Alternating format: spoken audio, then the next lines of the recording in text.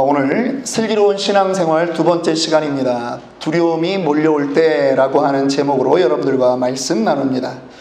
지난 시간부터 우리는 슬기로운 신앙생활이라고 하는 큰 타이틀을 가지고 요셉의 일생들을 살펴보고 있습니다.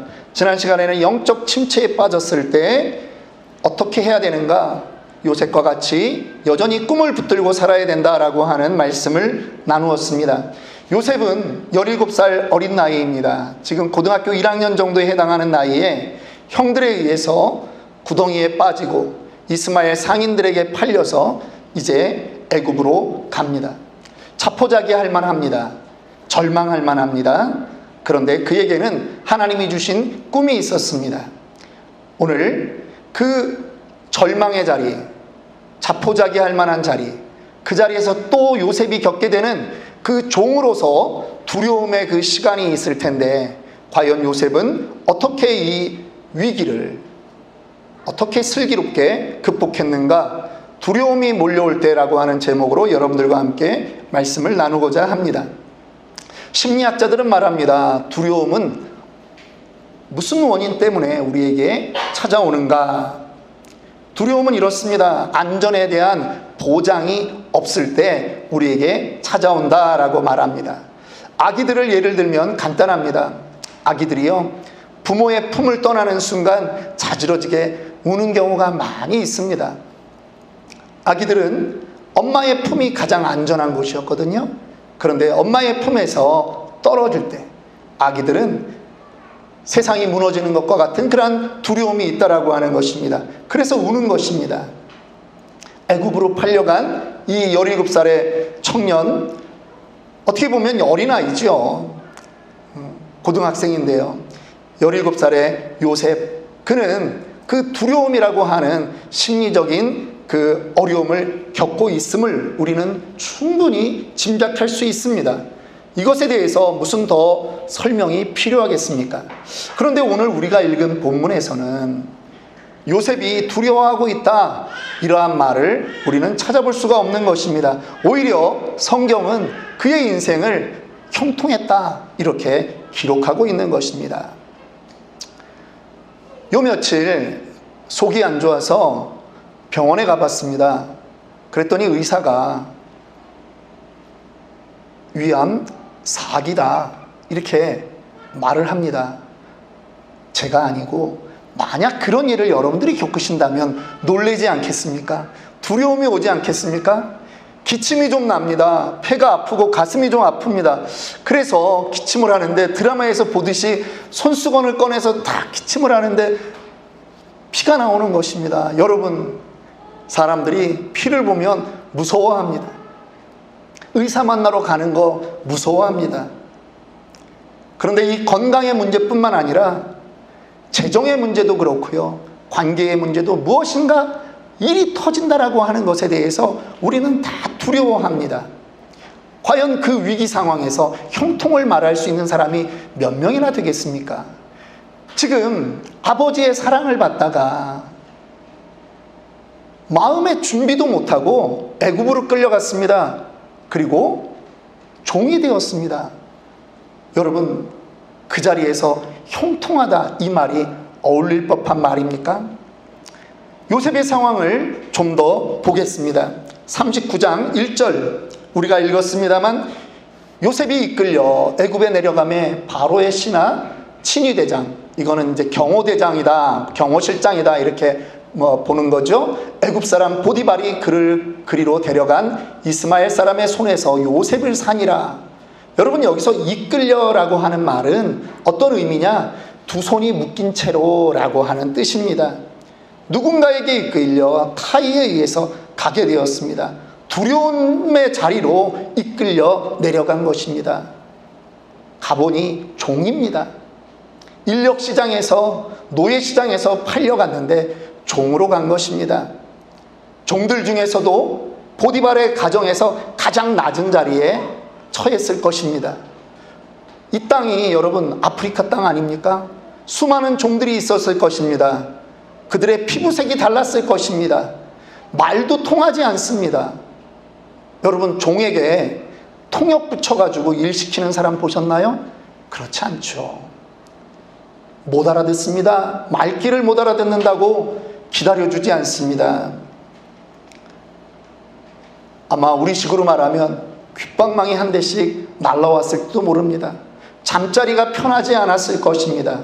그런데요, 시간이 점점 지나면 지날수록 보디발의 눈에 이 요셉이라고 하는 청년이 들어오는 것입니다. 보디발은요, 부연 설명 계속하지만 경호실장입니다. 여러분, 경호원들은 눈이 매서운 사람들이에요. 제 친구 중에 공수부대 출신이 있습니다. 공수부대만 가도 눈빛이 매서워지더라고요. 훈련받고 나왔는데, 휴가를 나왔는데 6개월 전에 군대 들어갈 때 그 모습이 아니었다라고 하는 것입니다. 그런데 바로 파라오를 경호하는 경호실장의 눈길은 늘 살아있는 거예요. 예리한 거예요. 그런데 그가 관심 없는 듯이 지나가지만 그 집에서 유독 이 젊은 종이 눈에 띄는 것입니다. 20대가 되었습니다. 그런데 이 아이가 얼굴이 밝은 거예요. 성실한 것입니다. 불평하지 않습니다. 종인데, 노예인데 행복한 그러한 모습들이 있다라고 하는 것이죠. 어딘가 남다른 것을 느낄 수 있는 것입니다. 2절과 3절에 그의 상황을 잘 말씀하고 있습니다. 2절과 3절 보겠습니다. 여호와께서 요셉과 함께 하심으로 그가 형통한 자가 되어 그의 주인 애굽 사람의 집에 있으니. 3절, 그의 주인이 여호와께서 그와 함께 하심을 보며 또 여호와께서 그의 범사에 형통하게 하심을 보았더라. 여러분, 오늘 이 요셉의 상황을 설명하는 이 두 구절에 반복되는 말씀이 있지 않습니까? 무엇입니까? 여호와께서 그와 함께 하십니다 라고 하는 것이죠. 그리고 그 뒤에 이어 나오는 단어가 있습니다. 형통이라고 하는 단어인 것입니다. 보디발이 느낀 게 그거예요. 예리한 그 매의 눈을 가지고 보게 된 것이라고 하는 거예요. 얘는 뭔가 다르다. 이 사람은 지금 똑같은 그 집의 수많은 노예들 가운데서 얘는 다르다라고 하는 것이죠. 그런데 보디발도 느낄 수 있는 거예요. 얘가 믿는 그 신이 얘와 함께 하는구나 라고 하는 것입니다. 여러분, 아주 작은 차이일 수 있습니다. 그런데요, 작은 차이가 인생을 바꾸는 것입니다. 작은 차이가 결국은 큰 차이가 됨을 믿으시기 바랍니다. 저는 여러분들의 인생도 이렇게 되기를 축복합니다. 종이 되라는 말이 아닙니다. 여러분들의 인생 가운데도 하나님이 함께함으로 인해서 다른 사람이 느낄 정도로 형통케 되는 인생이 되기를 주님의 이름으로 축원합니다. 네. 그런데 저는 여기에 질문을 하나 하고 싶은 거예요. 아니, 17살짜리, 18살짜리가 하나님을 알면 얼마나 안다고? 지금 우리는 성경책을 가지고라도 있지, 이 요셉은 성경책도 없는 시대 아닙니까? 그런데 그 시대를 살아가면서 어떻게 하나님을 경험했길래 그는 하나님과 동행할 수 있었을까 하는 질문입니다. 우리에게 힌트가 있습니다. 지난 시간에 우리가 요셉을, 야곱이, 그 아버지가 언제 낳았다고요? 노년에 낳았다는 것입니다. 야곱이 가장 사랑하는 아내 라헬에게서 낳은 아들입니다. 그러니까 이 아들을 품에 안고 안아준 거죠. 늘 데리고 다니는 것입니다. 사랑으로 감싸주는 것입니다. 아이가 이제 말을 통할 때쯤 됐습니다. 아이하고 이야기합니다. 무슨 이야기 했을까요? 아마 요셉은 그 아버지로부터 증조할아버지, 그 아브라함이라고 하는 증조할아버지의 인생에 대해서 들었을 것입니다. 갈대아 우르라고 하는 그 이방인의 땅에서 우상을 섬기고 있는데 어느 날 하나님이 나타났다라고 하는 것이죠. 그리고 그를 불러서 가나안으로 옮기셨다. 가나안에 기근이 들었을 때 애굽에 갔는데, 애굽에 갔을 때도 하나님이 도와주셨다.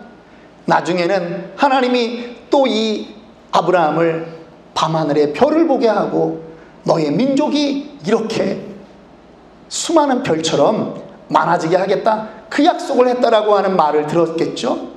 그리고 아브라함 증조 할아버지와 그 할아버지 되는 이삭의 이야기도 들었을 것입니다. 100살에 이삭이 태어났다. 그리고 너희 그 할아버지 이삭이 어렸을 때 모리아 산에서 하나님이 제물로 바치라고 할 때도 순종하셨다. 이삭의 이야기도 했을 것입니다. 그리고 야곱 본인의 이야기도 했을 것입니다. 내가 형 에서를 속이고 축복을 가로챈 다음에 아빠 야곱이 광야로 도망가서 하란으로 갈 때 베델이라는 그 땅에서 하나님이 꿈의 나를 만나 주셨다. 그 얘기를 귀에 못이 박히도록 듣지 않았을까요? 여러분, 만약 그 이야기를 들은 요셉이라면 지금이 가장 외롭고 처절한 이 자리에서 아버지가 해준 그 말을 놓칠래야 놓칠 수가 없는 것 아니겠습니까? 날마다 일어날 때마다 생각합니다. 증조 할아버지의 아브라함과 함께한 그 하나님, 나 좀 도와주세요. 이삭과 함께 하신 하나님, 나 좀 도와주세요. 우리 아버지 야곱과 함께한 하나님, 나 좀 도와주세요. 아침마다 일어날 때마다 외치는 겁니다. 하나님이 함께하면 된다, 된다, 된다. 우리 교회 구호 아닙니까? 하나님이 함께하면 된다. 하나님이 나와 함께 하신다. 늘 이 고백을 하는 것입니다. 여러분들은 가정에서 어떤 대화를 자주 나누십니까? 저는 여러분들의 대화가 궁금합니다. 여러분들은 자녀들과 이야기를 나누실 때 어떤 이야기를 나누십니까? 기회가 된다면 더 자주, 더 많이 여러분들의 믿음 생활에서 경험했던 그 하나님을 자녀에게 소개해 주시기를 원합니다. 나중에 자녀들의 인생에 남아있는 것은요, 부모님이 평상시에 가장 자주 했던 말씀, 그 말씀이 남아있지 않겠습니까? 저는 여러분들이 돈을 유산으로 남기는 것이 아니라 신앙을, 하나님을 자녀들에게 유산으로 남기기를 주님의 이름으로 다시 한번 축원합니다. 종의 신분이지만 아버지에게 함께하고 할아버지와 증조 할아버지에게 함께했던 그 하나님을 요셉은 놓치지 않았습니다. 아버지에게 쉽게 말하면 1:1을 배운 거예요. 1:1로 하나님을 경험했던 거죠. 사랑하는 성도 여러분, 두려움은요, 우리의 건강한 신앙생활을 방해하는 것입니다. 슬기로운 신앙생활을 하기를 원하십니까? 그렇다면 여러분 마음 안에 있는 두려움이 무엇인지를 찾아내시고 그것을 하나님께 말씀하십시오. 그리고 고백하십시오. 하나님, 나에게 이 두려움이 있습니다. 제해 주십시오. 하나님이 함께 하심을 믿습니다. 담담하게, 담대하게 여러분 말씀하십시오. 두려움을 갖는 것은 여러분의 잘못이 아닙니다. 여러분, 여호수아에게도 두려움이 있었다라고 하는 걸 아십니까? 여호수아는 대장군이었습니다. 그가 모세의 후임자로 이스라엘 200만 명이 넘는 그 이스라엘 사람들을 데리고 가나안으로 들어가야 되는 그러한 상황이 되었습니다. 두려웠습니다. 그때 하나님이 찾아와서 말씀합니다. 내가 네게 명령한 것이 아니냐? 강하고 담대하라. 두려워하지 말며 놀라지 말라. 내가 어디로 가든지 내 하나님 여호와가 너와 함께 하시느니라. 믿으십니까? 여러분, 특별히 유학의 자리에 와 있고 이 땅에서 생업의 현장에서 살고 있는 여러분, 하나님을 붙드십시오. 두려움이 다가올 때 하나님을 붙드십시오. 성경에는 수많은 약속의 말씀이 있습니다. 두려워하는 인생들을 향해서 하나님이 개입하시겠다라고 하는 그러한 약속의 말씀입니다. 오늘 이사야에게 주신 말씀이 있습니다. 이사야서 41장 10절 말씀입니다. 우리 함께 반복해서 읽어봅니다. 두려워하지 말라. 내가 너와 함께함이라. 놀라지 말라. 나는 네 하나님이 됨이라. 내가 너를 굳세게 하리라. 참으로 너를 도와주리라. 참으로 나의 의로운 손으로 너를 붙들리라. 다시 한번 우리 읽읍시다. 두려워하지 말라. 내가 너와 함께함이라. 놀라지 말라. 나는 네 하나님이 됨이라. 내가 너를 굳세게 하리라. 참으로 너를 도와주리라. 참으로 나의 의로운 오른손으로 너를 붙들리라. 믿으십니까? 이 말씀을 여러분들 메모하셔서 책상 앞에 붙여두시고, 여러분 차 운전하실 때 앞에 붙여두셔서 날마다 여러분들 암송하시고 그렇게 읽으시기를 원합니다. 왜 하나님은 두려워하지 말라고 했을까요? 우리의 이 마음터가, 우리의 마음판이 전쟁터기 때문에 그렇습니다.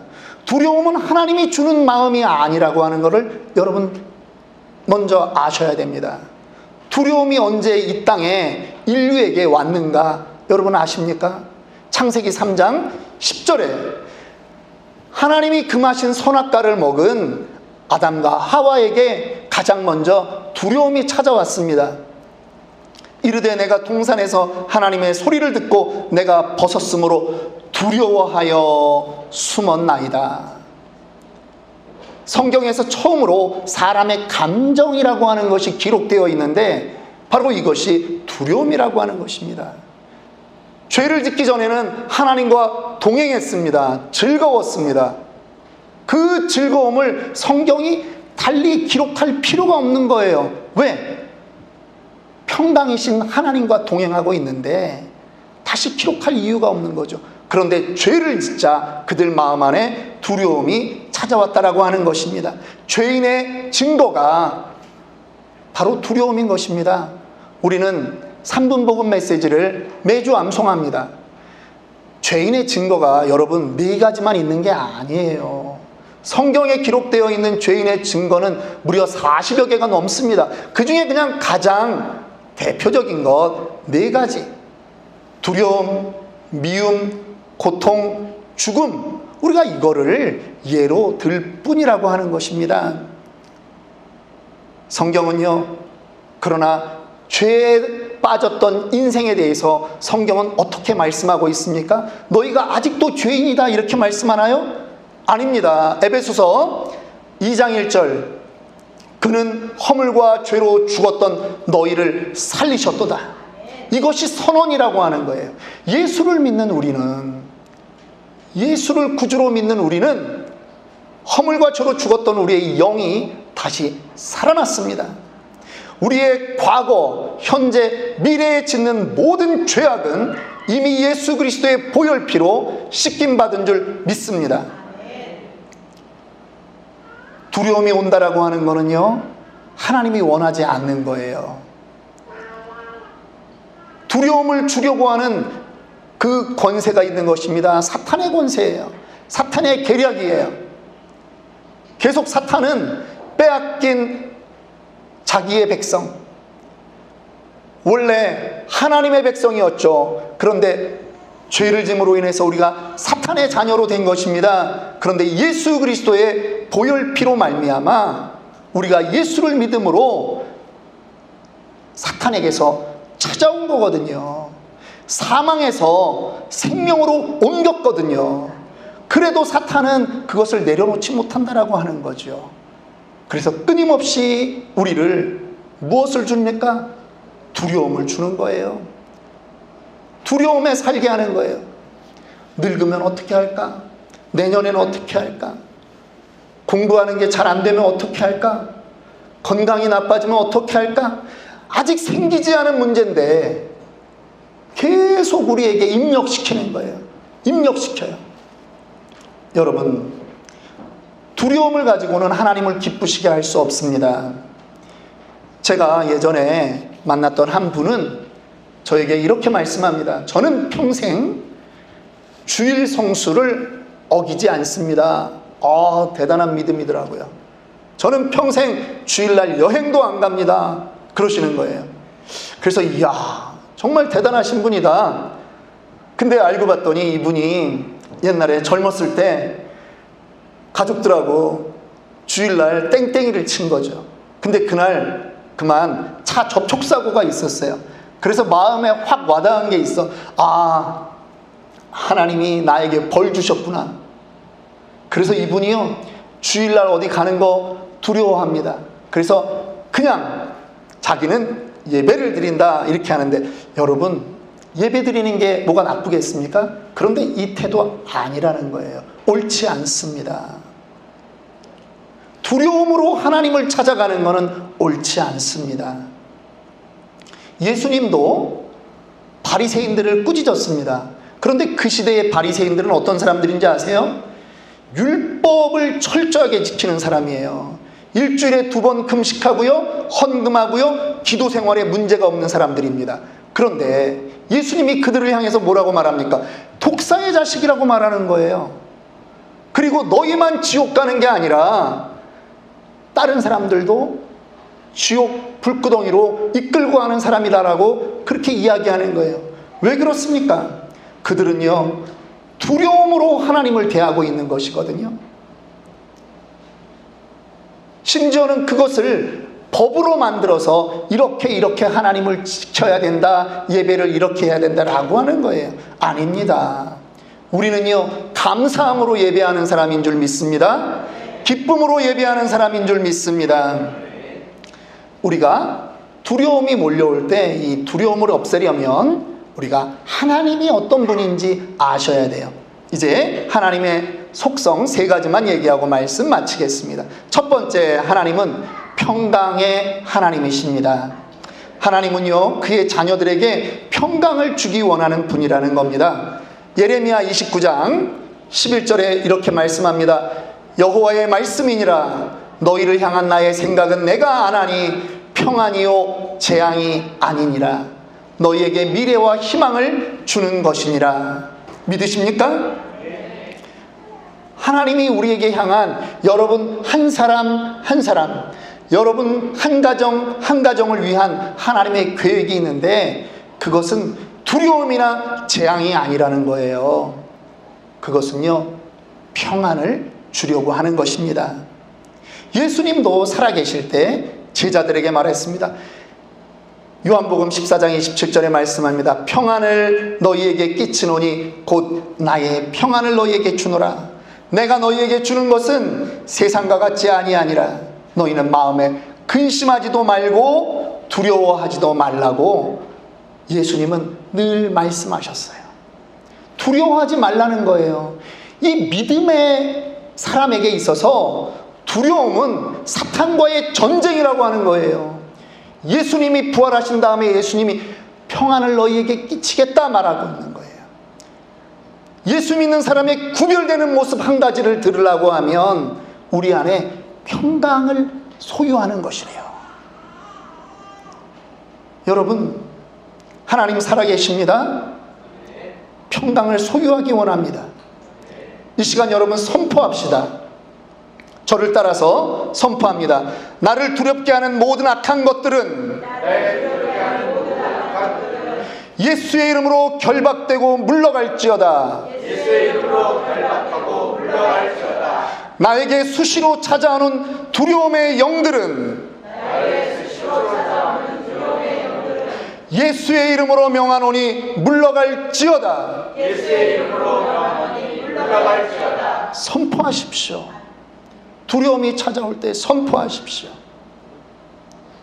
두 번째, 하나님은 평강의 하나님이시며, 두 번째, 변치 않는 하나님이십니다. 민수기 23장 19절 말씀입니다. 하나님은 사람이 아니시니 거짓말을 하지 아니하시고 인생이 아니시니 후회가 없으시도다. 어찌 그 말씀하신 바를 행하지 않으시며 하신 말씀을 실행하지 않으시랴. 여러분, 하나님은요, 전능하실 뿐 아니라 신실하다라고 하는 것입니다. 무슨 말입니까? 믿을만하다라고 하는 것이에요. 사람들은요, 이런 사람이 없어요. 어떤 사람은 말해놓고 까먹어요. 거짓말을 일부러 하려고 한 건 아닌데 까먹기도 하고요. 또 거짓말하는 사람도 있잖아요. 그런데 하나님은 그렇지 않다라고 하는 거예요. 사람이 아니라고 하는 것입니다. 하나님은요, 신실하신 분이십니다. 여러분들에게 하신 그 약속을 하나님은 능히 지키실 줄 믿습니다. 세 번째입니다. 하나님은 어떤 하나님이냐? 우리와 함께하는 하나님이십니다. 여러분, 예수님에게는 두 가지 이름이 있습니다. 첫째, 예수라고 하는 이름이 있죠. 구원자라고 하는 뜻이에요. 두 번째, 마태복음 1장 23절에 주셨는데 임마누엘이라, 임마누엘이라고 하는 이름이 있습니다.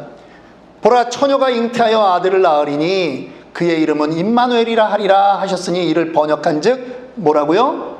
하나님이 우리와 함께 계시다 함이라. 하나님은요, 우리와 함께 하십니다. 믿으십니까? 하나님이 육신을 입고 우리 가운데 오셨습니다.